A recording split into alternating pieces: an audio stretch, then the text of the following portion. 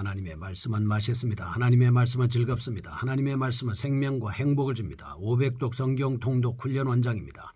여수 살리는 교회 임기환 목사가 하나님의 말씀을 봉독하고 전하는 시간입니다. 함께 하시면 기적이 일어납니다. 알람을 설정하시면 좋겠습니다. 오늘은 열왕기상 13장을 봉독하고 말씀을 전하겠습니다. 열왕기상 13장. 보라, 그때 하나님의 사람이 여호와의 말씀으로 말미암아 유다에서부터 베델에 이르니 마침 여로보암이 제단 곁에 서서 분향하는지라. 하나님의 사람이 제단을 향하여 여호와의 말씀으로 외쳐 이르되, 제단아 제단아, 여호와께서 이와 같이 말씀하시기를 다윗의 집에 요시아라 이름하는 아들을 낳으리니 그가 내 위에 분향하는 산당 제사장을 내 위에서 제물로 바칠 것이요 또 사람의 뼈를 내 위에서 사르리라 하셨느니라 하고, 그날에 그가 징조를 들어 이르되, 이는 여호와께서 말씀하신 징조라. 제단이 갈라지며 그 위에 있는 재가 쏟아지리라 하며, 여로보암 왕이 하나님의 사람이 베델에 있는 제단을 향하여 외쳐 말함을 들을 때에 제단에서 손을 펴며 그를 잡으라 하더라.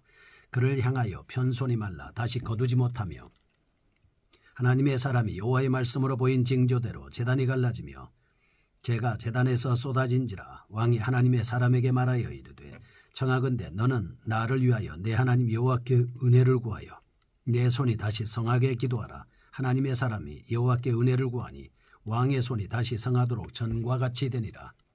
왕이 하나님의 사람에게 이르되, 나와 함께 집에 가서 쉬라. 내가 내게 예물을 주리라. 하나님의 사람이 왕께 대답하되, 왕께서 왕의 집 절반을 내게 준다 할지라도 나는 왕과 함께 들어가지도 아니하고 이곳에서는 떡도 먹지 아니하고 물도 마시지 아니하리니, 이는 곧 여호와의 말씀이 내게 명령하여 이르시기를 떡도 먹지 말며 물도 마시지 말고 왔던 길로 되돌아가지 말라 하셨음이니이다 하고, 이에 다른 길로 가고 자기가 베델에 오던 길로 되돌아가지 아니하니라. 베델에 한 늙은 선지자가 살더니 그의 아들들이 와서 이날에 하나님의 사람이 베델에서 행한 모든 일을 그에게 말하고, 또 그가 왕에게 드린 말씀도 그들이 그들의 아버지에게 말한지라. 그들의 아버지가 그들에게 이르되, 그가 어느 길로 가더냐 하니, 그의 아들들이 유다에서부터 온 하나님의 사람의 간 길을 보았습니다. 그가 그의 아들들에게 이르되, 나를 위하여 나귀의 안장을 지우라. 그들이 나귀의 안장을 지우니 그가 타고 하나님의 사람을 뒤따라가서 상수리 나무 아래에 앉은 것을 보고 이르되, 그대가 유다에서 온 하나님의 사람이냐? 대답하되 그러하다. 그가 그 사람에게 이르되, 나와 함께 집으로 가서 떡을 먹으라. 대답하되, 나는 그대와 함께 돌아가지도 못하겠고 그대와 함께 들어가지도 못하겠으며 내가 이곳에서 그대와 함께 떡도 먹지 아니하고 물도 마시지 아니하리니, 이는 여호와의 말씀이 내게 이르시기를 내가 거기서 떡도 먹지 말고 물도 마시지 말며 또 내가 오던 길로 되돌아가지도 말라 하셨음이로다. 그가 그 사람에게 이르되, 나도 그대와 같은 선지자라. 천사가 여호와의 말씀으로 내게 이르기를 그를 내 집으로 데리고 들어가서 그에게 떡을 먹이고 물을 마시게 하라 하였느니라. 이는 그 사람을 속임이라. 이에 그 사람이 그와 함께 돌아가서 그의 집에서 떡을 먹으며 물을 마시니라. 그들이 상 앞에 앉아 있을 때에 여호와의 말씀이 그 사람을 데려온 선지자에게 임하니, 그가 유다에서부터 온 하나님의 사람을 향하여 외쳐 이르되, 여호와의 말씀이 내가 여호와의 말씀을 어기며 내 하나님 여호와께서 내게 내리신 명령을 지키지 아니하고 돌아와서 여호와가 너더러 떡도 먹지 말고 물도 마시지 말라 하신 곳에서 떡을 먹고 물을 마셨으니 내 시체가 내 조상들의 묘실에 들어가지 못하리라 하셨느니라 하니라. 그리고 자기가 데리고 온 선지자가 떡을 먹고 물을 마신 후에 그를 위하여 나귀의 안장을 지우니라.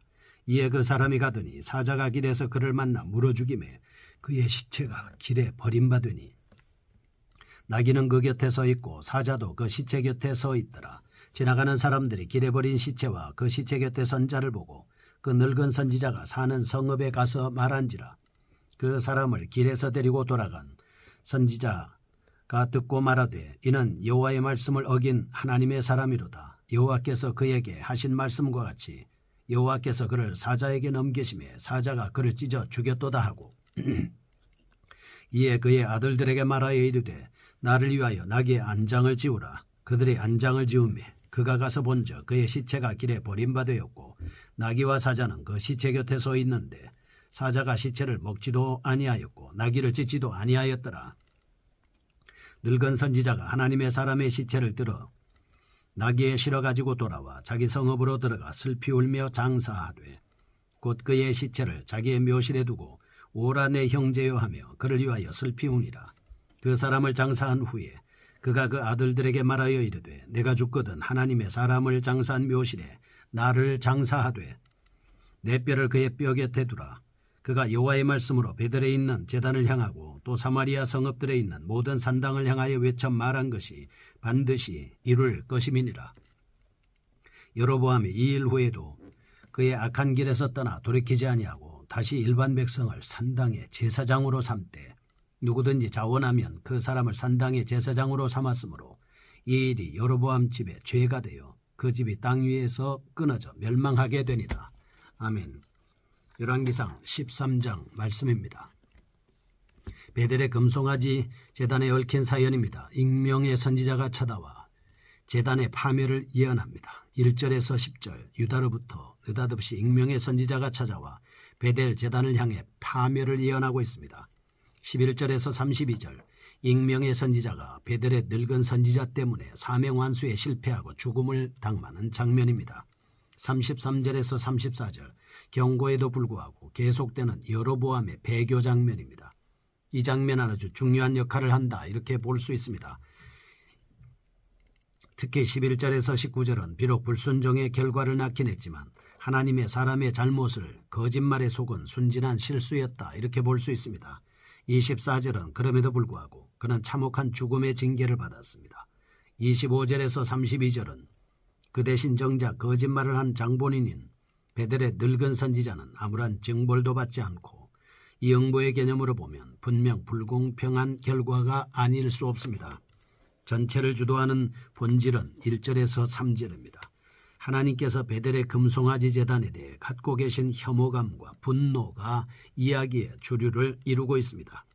하나님의 사람의 말씀의 선포뿐만이 아니라 모든 처신이나 언어에서 확실하게 나타내어야 하고 주어진 사명을 잘 지켜야 하고 훼손되어서는 안 되는 것입니다. 하나님의 사람은 어떤 경우가 있더라도 속임수에 철저하게 경계해야 합니다. 상황이 어떠하든지 주어진 사명을 잘 완수해 나가야 된다라고 하는 것을 볼 수가 있습니다. 뿐만 아니라 주어진 사명에 대한 충실하는 것은 동역자라 하더라도 우리가 절대로 이렇게 유혹에 넘어가거나 그 동의에 따라해서는 안 된다라고 하는 것을 알 수가 있는 것입니다. 1절에서 3절입니다. 하나님의 특명을 받은 유다의 한 선지자가 베델 제단에 찾아와서 장차 제단의 파괴를 예언하는 장면입니다. 이 선지자는 마치 기습작전을 연상하듯이 찾아왔습니다. 시점은 여로보암이 새 왕조를 창업하고 기초를 다지는 시점입니다. 모든 민심이 여로보암을 향하여 있고 막힘없이 나라가 시작되고 있는 시점이었습니다. 2절에서 3절은 이때 베델의 제단에서 분향하고 있는 여로보암에게 찾아와 선포한 선지자의 말은 여로보암에게는 폭탄과 같은 발언이었습니다. 4절에서 여로보암은 화가 났습니다. 선지자를 체포하라고 명할 때 내민 팔이 굳어버렸습니다. 5절은 곧이어 제단이 갈라지고 재가 쏟아지는 경악스러운 징조가 벌어지고 있습니다. 6절에서 7절은 여로보암은 완전한 전의를 상실하고 맙니다. 기가 질렸습니다. 여로보암의 태도는 돌변하여 애결과 함께 회유를 시도하지만 선지자의 태도는 매몰차게 거부하는 모습을 볼 수 있습니다. 8절에서 10절 특히 그는 하나님의 특사로서 우상숭배자나 불경건하는 자들과의 여한 친교나 교제를 나누지 못하도록 명령을 받았기 때문입니다. 이 선지자가 매몰차게 행한 이유는 하나님의 경고를 대표하는 것이었기 때문입니다. 하나님의 경고는 우상숭배에 대한 하나님의 진노, 혐오의 바탕을 두고 있습니다. 그토록 우상숭배란 하나님께서 싫어하시는 심각한 범죄입니다. 만일 이러한 범죄 행위에 대해서 유한 태도를 취한다면 오히려 우상숭배 행위에 대해서 영합하는 것이다 이렇게 볼 수 있습니다. 10절에서 이 선지자는 무명인 점과 함께 왔던 길로 되돌아가지 않는 철저한 은폐 행위를 취하고 있습니다. 그는 하나님께로부터 받은 특수 임무 외에 다른 삶의 모든 면들을 전혀 노출하지 않는 인물이었습니다. 오로지 그 임무 수행만을 위해서 자신의 행동도 성품도 철저하게 실천하는 그런 사람이었습니다. 오늘날 인간의 성숙 및 발달을 논하는 데 있어서 자연스러움의 요소가 특히 강조됩니다. 성품이든 재능이든 본래 타고난 모양을 방해 없이 무르익게 한다는 말입니다. 그런데 여기서 자연스레 자칫 무분별, 무기준, 방종과 혼동될 우려가 있습니다. 그리스도인이란 각자의 임무에 대해 하나님의 부르심이라는 소명을 받은 사람들입니다. 그래서 우리는 우리 자신의 삶을 낭비하지 않고 선택과 재능, 성품, 태도, 행동을 소명함에 비추어 규정해 나가는 태도가 요구된다고 볼 수 있습니다. 두 번째입니다. 베델의 늙은 선지자입니다. 1절에서 10절은 성공적으로 자신의 임무를 수행한 하나님의 사람이 늙은 선지자에게 꼬임을 받아서 하나님의 명령을 범하고 마는 장면입니다. 이런 본문은 앞달락에 이어지는 연속적인 이야기이면 틀림없습니다. 은연중에 이야기의 초점이 베델의 늙은 선지자에게로 옮겨가 있음을 볼 수가 있습니다. 11절에서 19절 이렇게 판단하는 이유는 그가 적어도 여로보암의 금송아지 제단에 반대해 오지 않았다는 것과 하나님의 사람에게 거짓말을 서슴지 않았다는 것입니다. 아무튼 이런 말씀을 통해서 후반부에서는 선지자는 완전히 하나님의 사람의 노선을 따르는 인물로 변모합니다. 20절에서 25절 그런데 그러한 변화의 계기로 짐작되는 것은 바로 하나님의 사람의 죽음입니다. 26절에서 32절 그런데 우상숭배에 대한 경고와 예언이 기필코 실현되리라는 메시지는 이제 이 노선지자에 의해서 보존되는 모습을 볼 수 있습니다. 여기서 우리는 이야기 속에 숨겨져 있던 참 주인공을 비로소 의식하게 됩니다. 그 주인공은 곧 인간의 실패와 방해에도 불구하고 하나님의 의지를 관철해 나가시는 하나님이시다라고 하는 것을 알 수가 있습니다. 세 번째입니다. 여로보암의 완악함입니다. 33절에서 34절 1절에서 10절은 하나님의 사람으로부터 엄중한 경고를 받았음에도 불구하고 우상숭배에서 돌이키지 않는 여로보암의 완악함을 간결하게 그리고 분명하게 증거하고 있습니다. 그렇다면 왜 여로보암의 완악함을 지적해야 했을까요? 여기서 여로보암의 완악함이란 우상숭배를 고집하는 완악함입니다. 이를 밀고 나가는 데 있어서 어떤 충고나 가르침도 경고조차도 무시하는 사람이었습니다. 아주 완고한 고집이 센 사람이었습니다. 이렇게 볼 때 여로보암은 분명히 다윗과는 정반대되는 인물입니다. 다윗은 왕정시대에 여러 왕들에게 신앙의 모범적인 선례가 됐습니다. 여로보암은 우상숭배의 우울한 선례가 된 셈입니다. 그런데 다윗과 여로보암이 이처럼 흑백으로 빛과 어두움으로 날카롭게 대비된 원인은 양자의 도덕성 차이 때문에 그렇습니다. 실책을 저질렀을 때 경고한 경우에 다윗은 과감하게 회개했습니다. 다윗이 자신의 충성스러운 우리아를 죽이고 그의 아내를 탈취한 사건은 성군이라도 죄의 분별이 흐려지고 무지할 수 있음을 보여주고 있습니다. 적어도 죄의 한복판에 머무를 때 하나님께 대한 무지한 상태이기는 하나 그렇다면 여로보암과 그것은 마찬가지일 겁니다. 그러나 죄에 대한 질책이 들이닥쳤을 때 다윗은 대적하지 않았습니다. 여로보암과 다윗의 갈림길은 바로 여기에 있습니다. 나단 선지자가 책망했을 때 당신이 바로 그 사람이요 라고 했을 때 다윗은 그날 밤새도록 시편 51편에 보면 내가 나의 라고 해서 자기 자신을 회개하는 모습을 볼 수 있습니다. 그러나 여로보암은 우상숭배를 정지하는 하나님의 사람의 이 말에 대해서 그는 반대하고 그는 순종하지 않았습니다. 이런 측면이 다윗과 다르다 볼 수 있습니다.